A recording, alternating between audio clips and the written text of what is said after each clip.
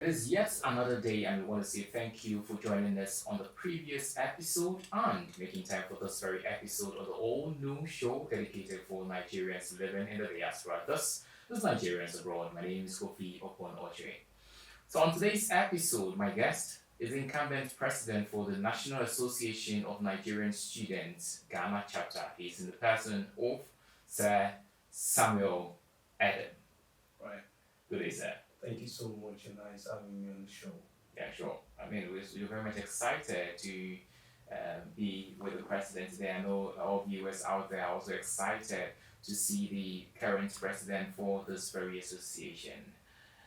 The first question to you: how does it feel to be president? Normal. I know that's a bit of a surprising answer, but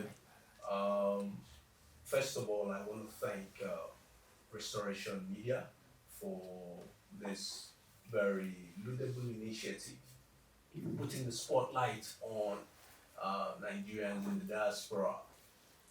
So back to your question, I think generally the conception about leaders in our part of the world is some assumed um, image of more than human, or like, I mean, you've kind of detached from your normal human. You're now, and that's on the wrong side. We are actually the servants of the people. So right now, I am the number one servant of the Nigerian students in Ghana, perhaps the Nigerian community. So that's how I feel. I feel like uh, the least man in the house. I mean, accessible to be most used. That's how I feel. Nothing. If you call that special, that's how special I feel. Yeah, so it means you feel special. I mean, seven people, it only takes special people to be a servant. Right. I mean, it's not everybody who can be a servant. That's right. Yeah, because, I mean, there are qualities that one needs to be a servant, right? That's true. What are some of these qualities that you possess so that you are currently the president's leading the people or serving the people? I think for me, fundamentally, it's about that passion to serve, and not just to serve, passion to make a difference.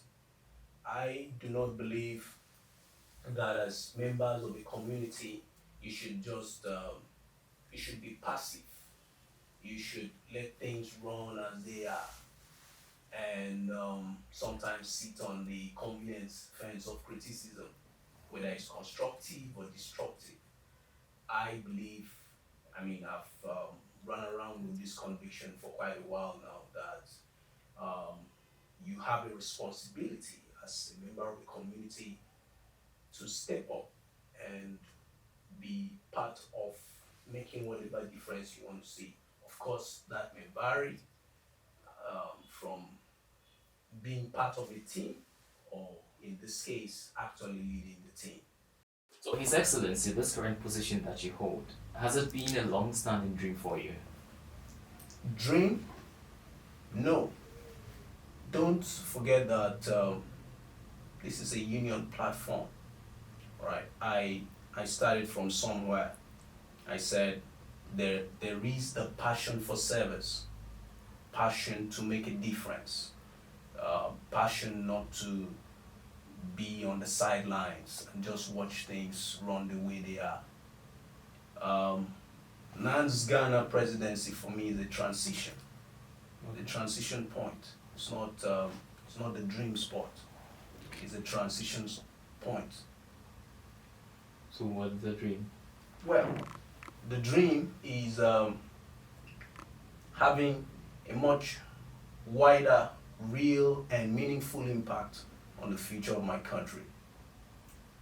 I'm not going to pretend that I am excited about what has been the trend.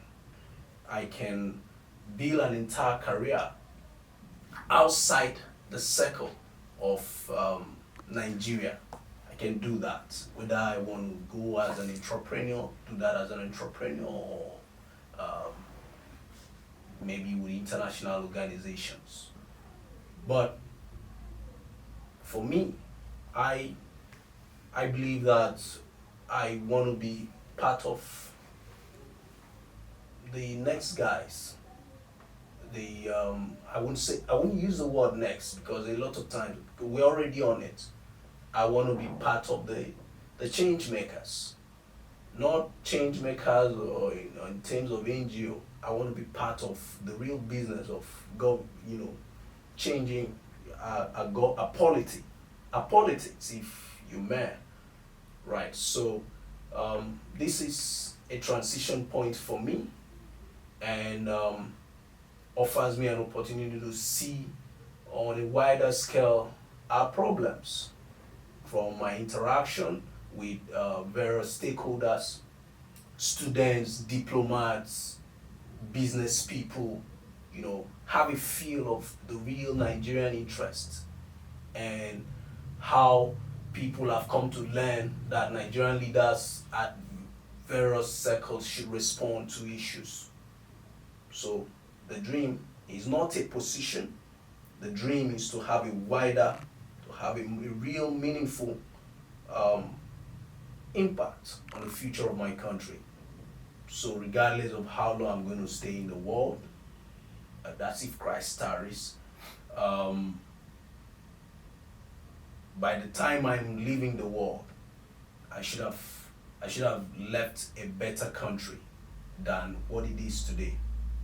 How that's going to evolve, um, what steps that is going to compel me to take politically, those are things that we have to just keep tabs and follow through. Wow, that's quite brilliant. I mean, but let me ask this: what brought you to Ghana? Because you seem to love your country so much and you want to do a lot for your country. What brought you to Ghana? Education. So why education in Ghana?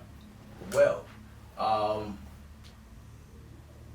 I think as far back as high school, my mom is an educationist. I mean, she's no more actively in service again, but she used to teach with the government, and then she resigned at some point to set up her own private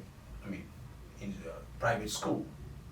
So education has been like a part of the family's business, you would say. So quite early, there was that dissatisfaction with the quality of education in the country. Of course, later on, we've had a spring up of quite a number of private schools, but these conversations are conversations that took place probably before 2005. These were conversations we grew up. So when I was thinking of higher education, the focus was not Nigeria for higher education, not the Japan trend, no, but it was a very clear purpose. You have to go get quality education wherever we can move for in the world, and then you come back here. So that was the idea, and of course, I wanted to go to the U.S. Right. In fact, I wrote SAT. I did quite a number of.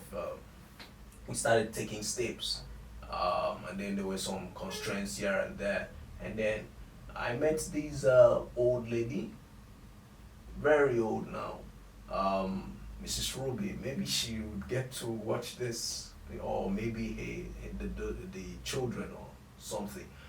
And I met her at a conference in Lagos, and she was like, "Have you considered Ghana?"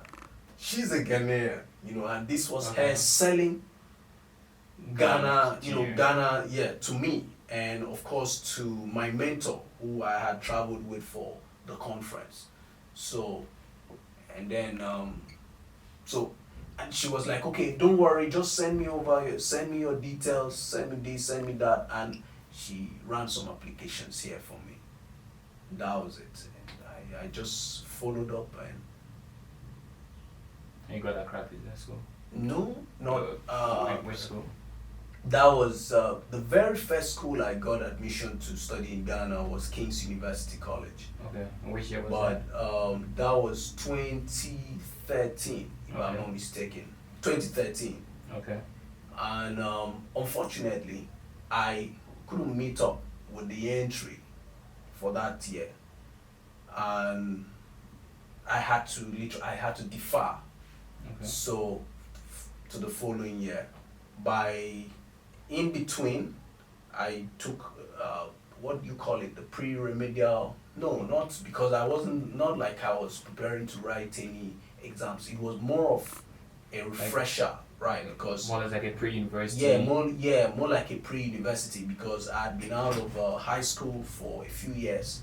I was just basically working and involved in a non-profit back in Nigeria, or except they've done some transitions and it's a lot more African than what it was then. Admitted, that was 2014, and I was at Blue Crest, and then there was the whole dollar crisis. I was affected a bit, because my sponsor couldn't meet up with the expectations again. So a lot of things happened in between that kind of created a gap here. Even though I still stayed in school, did everything, but I couldn't really exit in I couldn't get my transcript and all that. Right, so I transferred to Marshalls. Of course, that was for like 2 years. That's where I got so I did my undergraduate degree first. Okay. Undergrad here? Yes, I did my undergrad. Okay. And then I traveled for a while right after that. With the private universities, especially in the aftermath of COVID, Yeah, sure. convocations were not happening. In fact, even with public institutions, it dragged. So we didn't convocate till my class, I think 2022, because after COVID, they had to back up, those are immediate seniors and all that. But eventually, so I traveled in between back to Nigeria, came back for the convocation, and that's when I enrolled for Accra Business School. All right. Because I just wanted to see what I can do within a year before I think of any other thing. All right, that's fine. So, Accra Business School is more or less like has been the school for president for NANS. Oh, But I didn't we're realize going for a break. When we come back, we're going to talk about the student body. Okay. We're going to talk about how the students are faring. Stay here. Sure. We're back shortly.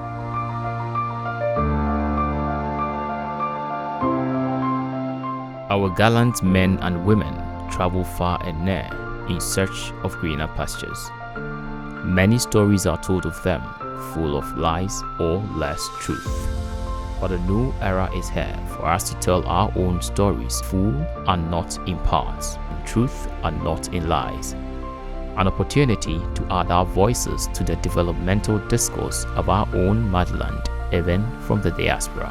A dedicated platform for Nigerians living in the diaspora and making their motherland proud. So join us on Nigerians Abroad, Inspiring Generations. The conversation is getting interesting and interesting. I'm just so excited to be seated by a future president. But thank you for staying with us. This is Nigerians Abroad. I am Kofi Opon Orchery. Mr. President, how is your office? Now we're going to your office as the president for NANS. How is your office? Just as you would expect of leadership, challenging, but I would say very adventurous. I love what I'm doing. I love the job. I love the opportunities to be able to be face to face with problems on a daily basis, even though that's challenging. So this brings us to what is the state of affairs now with the student body? If I would have to sound political or good on a general basis, but it would be mediocrity to just stay there. So it can be better. And that's why on a daily basis we're pushing on different things. So you earlier said that it's a bit challenging, right? Right. What are some of the challenges that you're facing as the president? The number one is having to balance the demands of being a NANS president with my studies. Having to create that balance. Sometimes you have we operate a modular system at Accra Business School. Sometimes you have a module coming up, and you have an equally unavoidable engagement. Same time, same weekend, and sometimes you either need to miss some classes or sometimes push models forward, or stay up a lot more extra than usual to do some study. When I have turned in assignments 1 minute takes very time severally. But that comes with the whole thing. And then of course there is also the challenge of finances. Of course I'm saying that on an all-round basis. So here you are at the lead of a national union, and you have a considerably lot you want to do. Okay. For students, on behalf of students, and you're not funded by the federal government of Nigeria, even though I hope that someday in NANS leadership could, anywhere in the world, could actually enjoy such privileges where there can be some form of allocation through the education portfolio of various high commissions around the world that fits directly into the activities of Nigerian students in the diaspora. Because at the end of the day, these are the same people that make up that huge bulk of diasporans who send back billions of dollars in remittances on a yearly basis. So if you do not start, these are the same people that can actually return to the country to invest. These are the future leaders. These are the future leaders in all regards. And there is that disconnect. You are a Nigerian student and you don't feel like your government is, you're a Nigerian student in the diaspora and you don't feel like your government is responsible for you or has. Of course, you have your individual responsibility. Your family or sponsor that sent you, they have their responsibility, but your government too has some responsibility that should border on the overall welfare of the Nigerian students. We are not talking about bursaries. We're talking about support, for instance, for activities like projects. We had just in October this year, the Nigerian 63 events. We had to depend on corporate Ghana for funding for it. But that should not be so. We should not depend entirely on the host country's corporate circle to fund projects.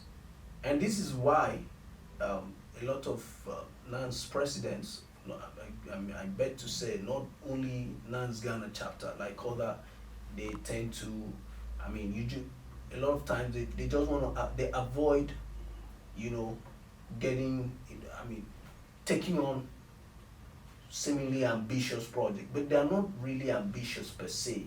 It's just that we don't get that support that should come from the government primarily, and even with it makes a lot of difference if you, if I, for instance, write to Ibome or to our or to any other Nigerian-owned airline and say, I need so discounts for Nigerian students who are traveling back or who wish to travel back, not just for Christmas, but during summer holidays.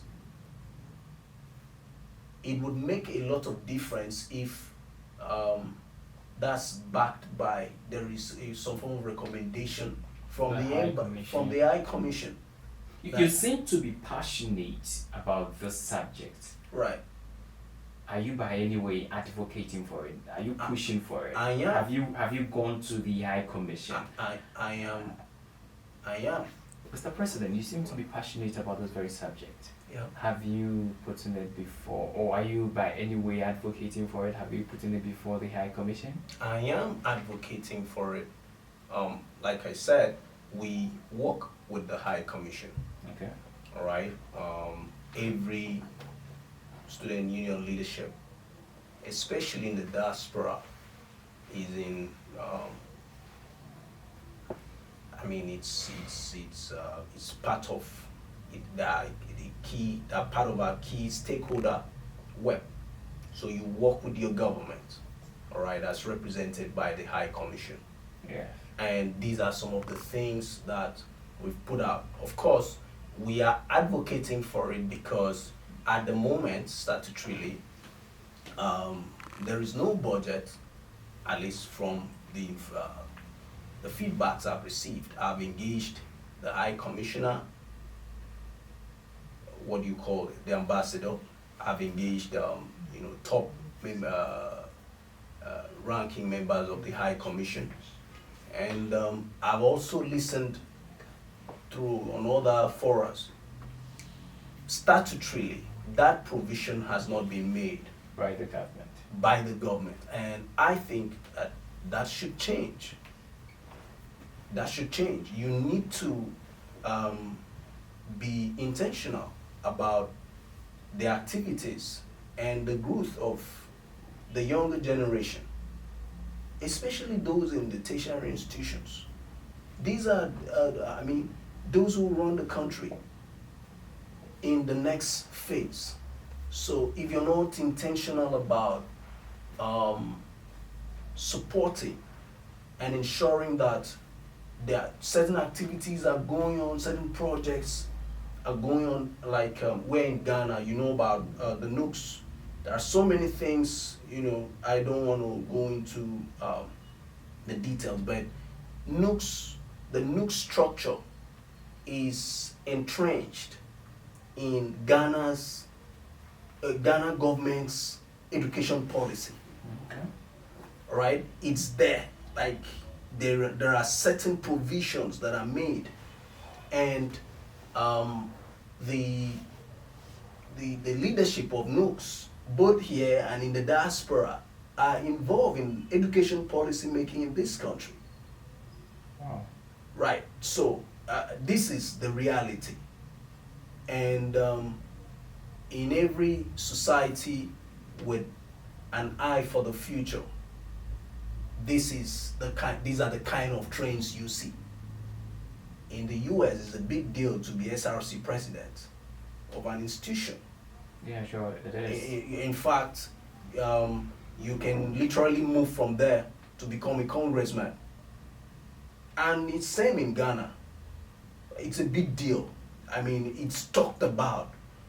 There has to be that active prioritization of education and everything that has to do with the education of young people if we have to change our narrative as Nigeria. So we are advocating for it. We are, and of course, along with a lineup of other issues. And I think it's not so different from what you have back home. So there is no real allocation for the activities of the NANS home. I mean, whoever that leadership, they are at the mercy of politicians. And when you put the um, the student unions or the unions generally, the student unions in that position, it means that you kill advocacy, constructive advocacy for the right policies on education. They cannot speak, they can't speak up, they can't say the truth because they need to play the cards to be able to, you know, get those peanuts to run the activities because it's a lot of money to run, to move around alone, the logistics involvement, it's a lot of money. So they have to play around because they don't, at the end of the day, want to seem entirely like they didn't do anything. So you find that every student leadership tries to align with one politician or the other, and nobody's talking about what's going wrong with our education as a country that Wow. compels millions of Nigerians to go outside to study. I believe that's one thing that you may want to achieve before you leave office in 2024. I hope that there can be that sort of drastic policy change, but I think there is a lot of strange interest, and yeah, I hope that it can be achieved before while I'm still in office. But optimistic that if we keep talking about it, via the opportunities we have locally and internationally, there will be a change. All right. I do not, I've said it, I'm not saying it because I'm NANS-Ghana president. I think our government is not prioritizing education. And if I meet our current president, His Excellency Asiwaju Bola Ahmed Tinubu, today, I'll tell him, I've said it via various medias during, various forums. So it's a clear message for me, and the government has long heard it. You are not prioritizing education. Wow. And that has to change in the medium and the long term. I'm a bit, worried. I mean, with regards to the way you are expressing your view about education, because education is one thing that must be prioritized It's the by key. every leader. It should be number one. It should be number one I'm priority. not saying that as an attack on my president. But you're always saying the truth. Yeah, like I'm saying it this is something that has been the trend. So successive governments have not prioritized education. So there's the need for a change. There is need for a change. But okay, fine. What is the future? What is the future like for NANS? It's going to be bigger, stronger, and will have more impact on the goings as far as education is concerned. What is current pressing need of NANS as a union? There is the current issue, the current currency crisis that affects every Nigerian student studying not just in Ghana but in the diaspora. And for me as NANS-Ghana president, this is like the most reoccurring issue. Everyone is talking about how the whole rates thing is killing their capacity to, foot tuition bills and tuition bills in particular. I think if they're already taking actions, taking steps.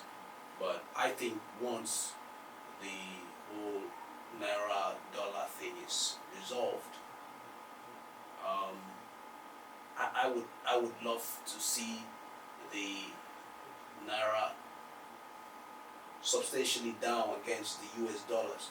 But I know that there are quite a number of things that needs to go into that. But I want to see that, first of all, that immediate stability. And secondly, I don't just want to speak for the problem as it is now, looking at it from the strategic basis. I want to see more investment in our capacity building, beginning with education, beginning with entrepreneurial development, which will drive production in Nigeria. There is no way, we can do all the economics tricks, or financial economics tricks, and get the dollar, the naira value up in the short term.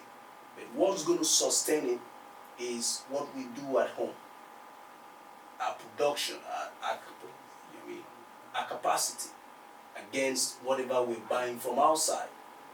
So I want to see that all-round intentionality in capacity building of Nigeria, whether it's in the area of education, entrepreneurial development, and creating a conducive environment for businesses to not just start but thrive. So addressing key concerns as power, All right. that drives the economy. Okay.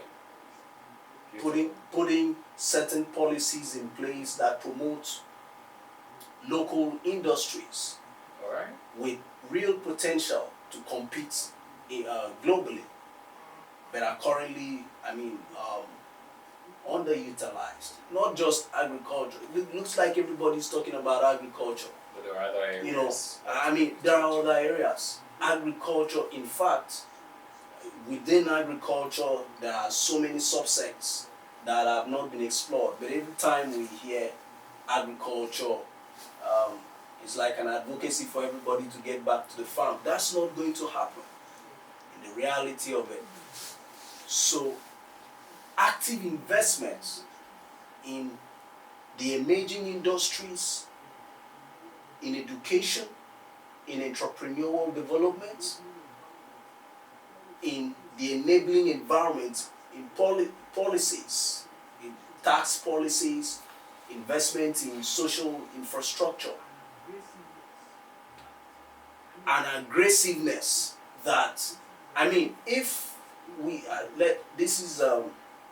if this is a private property, when light is off, everybody goes, uneasy. Yes, true. We need to have that kind of aggressiveness, among our leadership, in our leadership, on various aspects of our Nigerian life. We need to have that sort of aggressiveness with power, with education. Something should,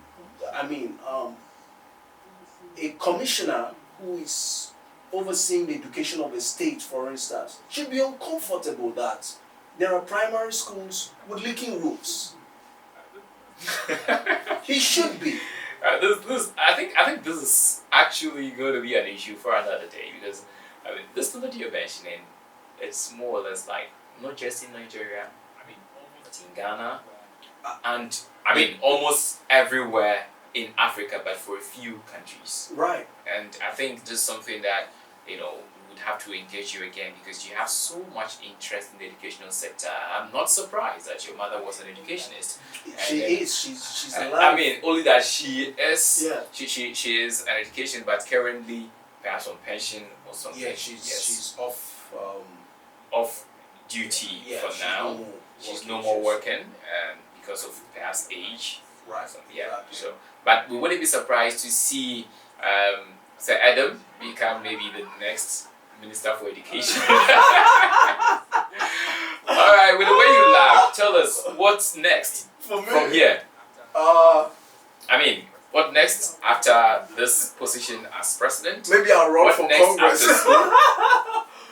maybe I'll go run for Congress. So But it means you're going back to Nigeria? That's just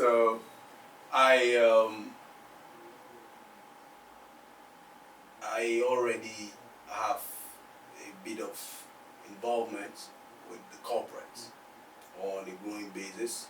I intend to push that a little bit more. Okay. For some time. And like I said, I